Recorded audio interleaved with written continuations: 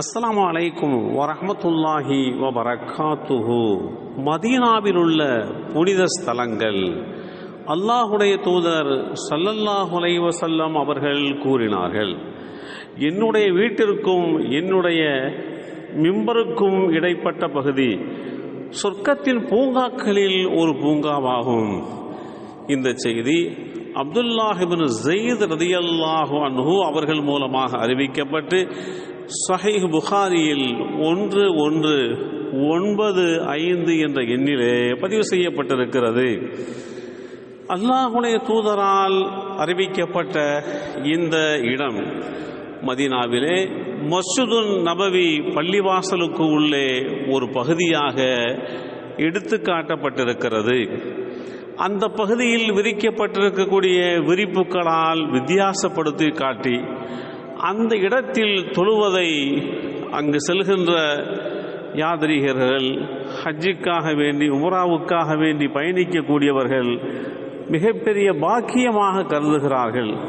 காரணம் என்னவென்று சொன்னால், அந்த இடம் அல்லாஹுடைய தூதர் ஸல்லல்லாஹு அலைஹி வஸல்லம் அவர்கள் மூலமாக சொர்க்கத்தினுடைய பூங்கா என்று சொல்லப்பட்ட பகுதி என்பதனால் நாளை மறுமை நாளிலே யுகமுடிவு நாளின் போது உலகமே அழிகின்ற போது அதற்கு எந்த விதமான அழிவும் இல்லாமல் அது பாதுகாக்கப்படும். காரணம், துன்யாவுக்குத்தான் அழிவே தவிர சொர்க்கத்திற்கு அழிவு இல்லை என்பதை அடிப்படையாக கொண்டு இப்படி அந்த இடத்தின் மகத்துவம் நமக்கு காட்டித்தரப்பட்டிருக்கிறது. நபி ஸல்லல்லாஹு அலைஹி வஸல்லம் அவர்கள் ஜனங்களுக்கு சொற்பொழிவாற்றுகின்ற அந்த மேடையிலே இருந்து அவர்களுடைய வீடு ஒரு குறிப்பிட்ட எல்லைக்கு உட்பட்ட பகுதியிலே தான் இருக்கிறது. அந்த இடைப்பட்ட பகுதியை குறித்து தான் அல்லாஹுடைய தூதர் ஸல்லல்லாஹு அலைஹி வஸல்லம் அவர்கள் இப்படி சிலாகித்து எடுத்துரைத்திருக்கிறார்கள் என்பதோடு மாத்திரமல்லாமல், என்னுடைய சொற்பொழிவு மேடை, அதாவது மிம்பர் படி என்பது அல் கௌசர் தடாகத்தின் மீது அமைந்துள்ளது என்றும் அல்லாஹுடைய தூதர் ஸல்லல்லாஹு அலைஹி வஸல்லம் அவர்கள் நாளை மறுமை நாளிலே மிகச்சிறந்த தடாகமாக பல கோடிக்கணக்கான மக்களுடைய தாகத்திற்கு தீர்வாக அமையக்கூடிய அந்த கௌசர் என்கின்ற தடாகத்தின் மீதுதான் இந்த பூங்கா அமைந்துள்ளது என்று குறிப்பிட்ட செய்தி அபூ ஹுரைரா ரலியல்லாஹு அன்ஹு அவர்கள் மூலமாக அறிவிக்கப்பட்டு ஸஹீஹ் புகாரியிலே 6588 என்ற எண்ணிலே பதிவு செய்யப்பட்டிருக்கிறது. குறிப்பாக ஹஜ்ஜுக்காக வேண்டி, உம்ராவுக்காக வேண்டி அல்லது அந்த மதீனாவினுடைய பயணமாக வைத்துக்கொண்டு பயணிக்கக்கூடிய பயணிகள் மஸ்ஜிதுன் நபவி என்கின்ற அந்த புனித பள்ளிவாசலுக்குள்ளே நுழைவது மிகப்பெரிய பாக்கியம்.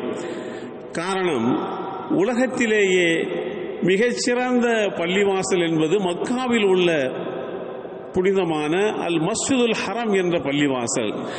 இரண்டாவது அந்த அந்தஸ்தை மதீனாவில் உள்ள மஸ்ஜிதுன் நபவி நபி ஸல்லல்லாஹு அலைஹி வஸல்லம் அவர்களால் அடித்தளமிடப்பட்டு கட்டுமான பணி நிர்மாணிக்கப்பட்ட அந்த பள்ளி, இன்றைக்கு அந்த பள்ளியினுடைய மகத்துவம் உலகளாவிய ரீதியிலே மிகப்பெரிய ஒரு தாக்கத்தை ஏற்படுத்தியிருக்கிறது. அத்தனை லட்சக்கணக்கான மக்கள் அந்த பள்ளியிலே தொழுகின்ற அளவுக்கு விசாலப்படுத்தப்பட்டிருக்கிறது. அந்த பள்ளிவாசலுக்கு செல்வது என்பது மிகப்பெரிய பாக்கியமாக நன்மைக்குரியது என்று நபிமொழி தொகுப்புகள் வாயிலாகவே அறிவுறுத்தப்பட்டிருக்கக்கூடிய அந்த பள்ளியிலே இப்படியும் ஒரு இடம் இருக்கிறது.